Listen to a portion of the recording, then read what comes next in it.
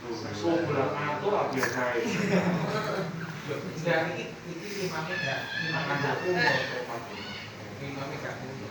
Nggih kados sik kan nggih. Isih Jawa kuno nggih. Nggih. Jadi nek Jawa kuno niku mangke justru membatalkan. Ini hubungannya kalih makmumnya. Nggih. Nah, kalau nanti imam itu batal jenengan ngetos keterangan ini, lah kok imam ngono berarti justru jenengan enggak boleh ikut, jenengan harus mengharapkan. Lah itu orang maca kunut kok ngangge wong kunut, ya batal, jenengan langsung mengharap. Nek mboten mengharap justru jenengan melok salate batal. Jadi kita itu menjadi makmum. Kita kan menggantungkan, menghubungkan sholat kita dengan sholatnya imam. Ketika nanti jenengan tahu bahwa imam itu sholatnya batal, semisal fatihahnya yang keliru, ghairil maghdubi 'alaihim waladdallin, berarti ada wawu yang dihilangkan ya. Bismillahirrahmanirrahim, berarti bismillahnya enggak ada, kan batal. Jenengan tahu bahwa imam batal, kok jenengan tetap ikut, maka sholat Anda itu batal. Kawan jenengan menyambungkan sholat dengan orang yang batal. Sami ugi jenengan jadi imam, jenengan ngertos makmume batal, ya ngertos imam kudune gak bener iki. Nek basa sikil keliru. Utawa wonten dlemoke. Lah iki nek dlemoke cek ning kene kok sholat karo aku iki wudune gak sah. Jenengan tahu bahwa makmum Anda itu batal, kan betul sah wudune. Jenengan kok niat menjadi imam, jenengan ucapkan.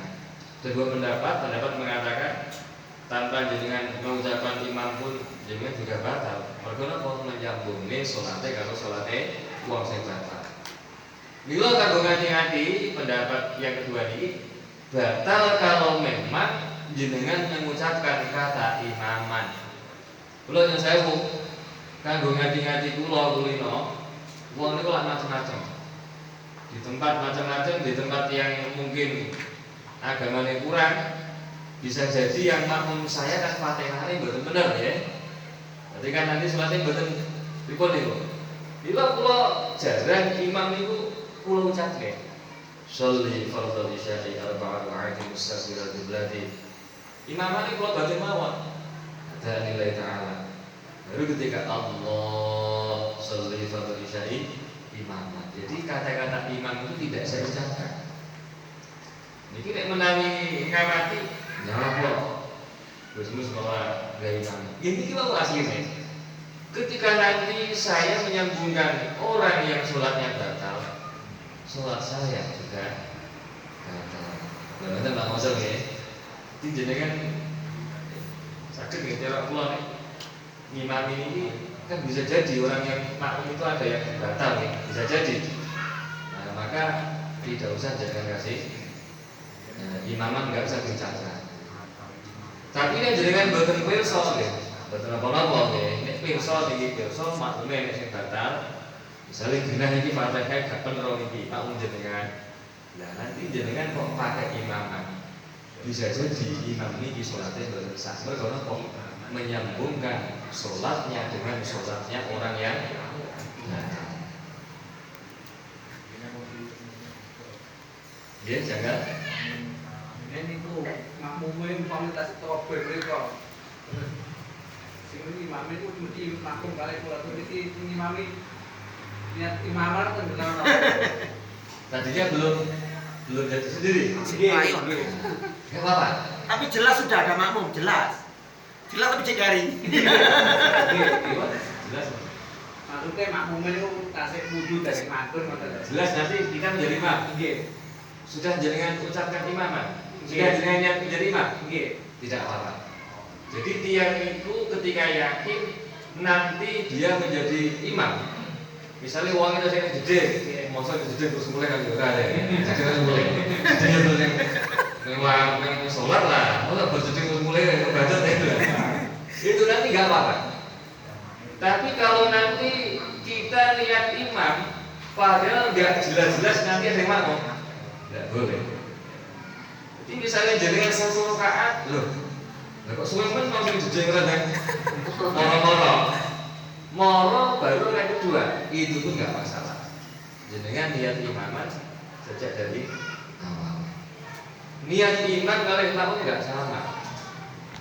Orang menjadi imam itu nggak disyaratkan untuk sahnya ini ketika bersamaan takbiratul ihram. Misalnya kalau Ustaz Taufik ya, jadi imam kali nggak niat imam. Niat imamnya rakaat ketiga sholat maghrib misalnya, berarti beliau mendapatkan pahala jamaah dimulai niat imam itu. Berarti kalau 1 rakaat orang ketiga, tapi ini dari awal, dari awal. Mula saya ngerti niat imam dari awal. Itu nih makmum. Ustaz Mausel misalnya ya, niat makmum ini wis entuk rakaat kedua. Bagaimana semacam itu? Sholat isya, tapi gak entuk ganjarane jamaah batal isya. Itu bedanya. Di makmum niku niat makmum kok gak dari takbiratul ihram, niku padha karo sholat dhewean. Beda imam, dia tetap mendapatkan pahalanya jamaah sejak dia niat menjadi imam. Kecuali sholat isya wajib dari takbiratul ihram. Saat ini bahwa makmum terus matur niku sholat imam pun salam berkat kira nambah. Terus wonten makmum yang berimam kepada makmum niku apa kedah berubah Rubahnya dia harus niat menjadi imam. Ketika dia tidak niat menjadi imam berarti gantuk ganjarannya jamaah. Boleh yang saya oke? Wong itu kadang kira-kira kok garuk karepe biasanya kan nyablek ya. Nyablek itu aslinya ngeten lho. Kowe tak dadi imam aku makmum. Dan niat kok dadi imam aslinya ngoten. Tapi nek garuk karepe kan kira-kira kok nyablek. Nyablek iki apa tujuane Allah. Anggere wong salat tapi makmum yo nyablek, ali melok nyablek garuk maksude. Kadang sing dadi imam garuk maksude kok ora niat dadi imam. Berarti bentuk ganjarannya jamaah. Itu tujuannya nyablek itu ben aku iki makmum karo awakmu tak jadi imam. Dan niat kok dadi imam. Maksud capek ku ngoten. saat kita napa ingkang napa terlambat napa sholat kan kata kan niku mangke terusaken niku perlu bentuk imam malih ta niku sholat kiamat-kiamat. Oh iya, itu juga jagal ini ya. Jadi saya itu kula lama-lama nggih koyo nate ngomong nih angsal. Tapi lama-lama nih bulan malah ya. Jagal ini. Nggih paham maksudnya gitu loh. Nggih mangke dibatasi malih. Pun iki bab masalah jamaah. Faslun udah ke fasal suci wasolatul jamaah kai sholat jamaah itu jadi itu mana fil faraid yang dalam beberapa fardu oleh jemaah karena satu rumah sunnah makatun dalam saja sholat jamaah itu untuk orang laki-laki menurut musnad ini itu adalah sunnah muakkad. Tapi wal asah qaulan Nawawi qaul yang asah menurut Imam Nawawi adalah fardu kifayah. Sholat jamaah itu adalah fardu kifayah. Asal indah Nawawi. Berarti ini yang kita pakai yang mana? Berarti ini indah Nawawi. Sholat jamaah itu fardu kifayah. Berarti misalnya tiang orang itu mboten enek sing jamaah blas. Berarti itu dosa kabeh. Mboten jamaah ning musala atau masjid jamaah dhewe-dhewe karo bojone panggah dosa. Mergo napa? Maksudnya jamaah yang bisa menggugurkan fardu kifayah niki jamaah di tempat yang syiar. Mbah ning musala atau masjid ataupun rumah yang itu digunakan untuk jamaah. Kudu ketinggal syiare. Udah ngono. Senajan wong loro niki salat jamaah tapi jamaah ini omah dhewe-dhewe karo bojone itu belum menggugurkan fardu kifayah. Sholat jamaah niki ya, di dalam dalil Al-Quran sebelum terjadi ijma adalah dawuhnya Allah, wa idza kunta fihim faqamta lahumus shalah faltaqum ta'ifatun minhum ma'ak. Nalika awakmu ning gone kaum Allah dikno ning gone kaum niku jamaah. Iki Al-Quran. Ini dalil hadis ning gone kitab Sahih Bukhari Muslim. Sholatul jama'ah afdalu min sholatil fardhi. Maksudnya fardhi ini al-mufaridi. Bisa jiwa istri baru jalan. Sholat jamaah itu pahalanya melebihi sholat sendiri dengan melakukan 27 derajat. Ada yang mengatakan 25 derajat. Dua hadis ini mboten bertentangan. Selalu ini mboten menafikan yang itu derajat mboten mentiadakan selawe. Padha bener. Bisa jadi Allah memberikan ikhbar yang pertama itu selawe. Mergo ganjaran itu mundak-mundak akeh, akhirnya jadi 27. Mergo jangan itu kathah fadilah apa? Jenengan ngenteni imam, jenengan itikaf ning masjid, jenengan zikir ngenteni imam. Itu nggih fadilah. Jenengan ngrungokne imam maca Fatihah, ngrungokne imam maca surat, jenengan amin bareng-bareng karo imam. Itu adalah juga fadilah jamaah. Ada yang mengatakan di dalam kitab Qiyadus bisa jadi 27 derajat itu adalah untuk sholat jahr, maghrib, isya, subuh. Mergo jahr kalian sing itu bersami. Jahr jenengan krungu wacane imam. Isa maca amin bareng-bareng kalian imam. Jadi amin itu bareng-bareng, boten kok makmum tok. Imam juga sunah baca amin. Dan yang 25 itu adalah untuk sholat sisi. Saat ini pelaporan Bidul itu boten kok bidul dil boten ya. Ini sudah pernah sampaikan. Saya ulas kembali. Jadi jenengan jamaah bidul boten kok siji tok boten. Tapi bidul sesuai dengan bilangan rukun. Dengan catatan jenengan benar ketika praktek. Ini loh ini masih banyak yang mana sholat jamaah ini boten derek tuntunane. Misalnya imam rukuk Allahu Akbar. Niku sebelum imam sampai rukuk, sebelum imam menyelesaikan takbirnya bar, jenengan aja rukuk dhisik. Lho ngoten nggih. Sing kathah dadi imam Allahu Akbar lan menurut. Mun kula mesti ning ndi niku. Saya kan ngono. Sing mboten akeh niku Allahu Akbar rukuk baru rukuk. Sing ora sabar. Kula mangke nek jamaah jenengan anu nggih, mangke imame Ustaz mungkin utawa Ustaz anu nggih. Nah, kula ora nyontoni jenengan gerakannya ampun bareng Ustaz Mukhin, tapi bareng kula. Jadi saya katakan saya rukuk nggih, imam rukuk. Allahu Akbar. Ngeten iki nembe makmum.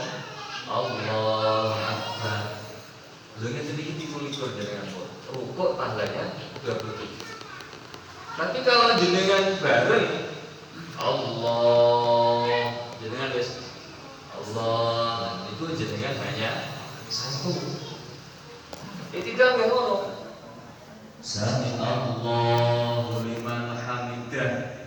Imam sudah tegak membaca dah, baru makmum Sami Allahu liman hamidah. Berarti tidak nilainya 27. Nah, ini kudu ngono. Lah, ngeten nggih mboten to. Misale nggih Allahu Akbar, imam rukuk. Makmum praktek imam rukuk niki maca tasbih kok bisa subhanallah betul toh. Baru makmum baru mau rukuk Allah. Imam wis iktidal. Ini juga enggak mendapatkan 27. Jadi kudu imam karo makmum harus tumakninah di dalam rukun tadi. Allahu Akbar. Kudune dinteni makmume Allahu Akbar. Dan sujud nggih ngono. Imam sujud Allah semua Allahu Akbar. Baru makmum sujud. Terus budi sing kata. Lah mau kadang-kadang imamnya kok bisa Allah kan lek kan ekrek-ekrek ya. Allah. Makmum wis nyelip wis sujud. Jadi imam kalau sujud makmum wis sujud. Itu tidak didapatkan 27. Jadi kan bayangin ini yang ngerti. Nglakoni. Jadi salat Isya nek jenengan praktek kados sing kula sampaikan rukuke kan ping papat. 17 ping papat. Tidak ping papat 17 ping papat. Sujud ping 8 17 ping 8. Lho ngoten lho nggih. Dadi mboten kok 17 niku 17 salat Isya bisa 17 mboten. 17 sesuai dengan jumlah rukun. Nah, ini monggo dipraktekne. Iki uang lho, sains tuh. Tenggene daerah kula tak terang ning pitu ya, sing nglakoni kok pira mawon. Kesusunan, jangan ini kesusunan. Kula iki kabeh iki perlu sabar. Ibadah yo sabar. Nah iki salat jamaah iki dituntasake dengan dina. Nek Mekah dadi kenapa? Mergo waktu itu sahabat isih kalah karo tiang-tiang musyrik, diserang karo tiang musyrik. Lah sakniki jaga lho. Kok teng Madinah, Gus? Lah kan Nabi pun jamaah. Kali Sayyidah Khadijah, kali Sayyidina Ali, pun jamaah Abu Bakar. Betul. Kalau jamaah sing sembunyi-sembunyi sampun, nang Mekah sampun di Nabi jamaah kali Sayyidah Khadijah, kali Sayyidina Ali. Maksudnya disyariatkannya jamaah terang-terangan niku tenggone Madinah. Sebagaimana sholat Jumat ini teng Madinah, yang Mekah durung Jumatan. Lho sing sithik kok. Iki. Nggih, Mbon, sekarang semanten pembahasan kula, mungkin ono sing jadwal sing tanggap monggo. Kula sing akan jenjing iki ketemu jam.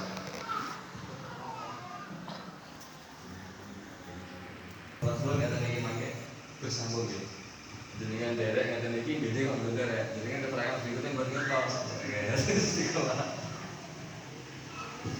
Alhamdulillahirabbil alamin. Hamdan katsiran thayyiban barakan fi 'aliha wa hamdan fi 'ana.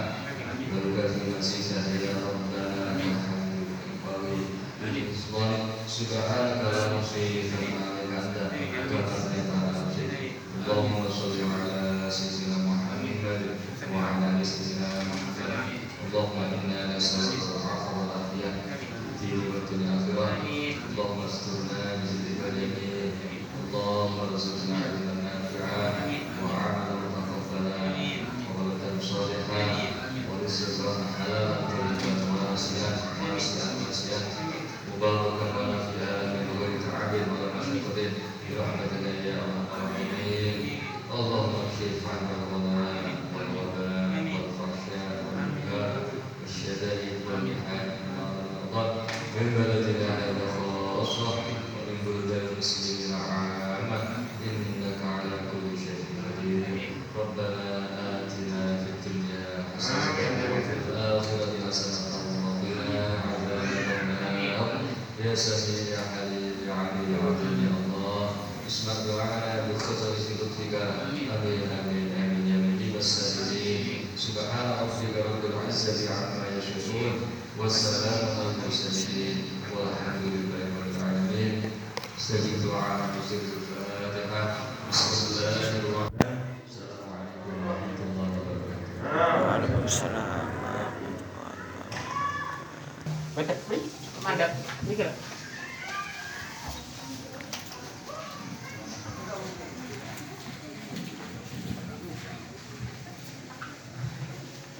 Allahu Akbar, Allah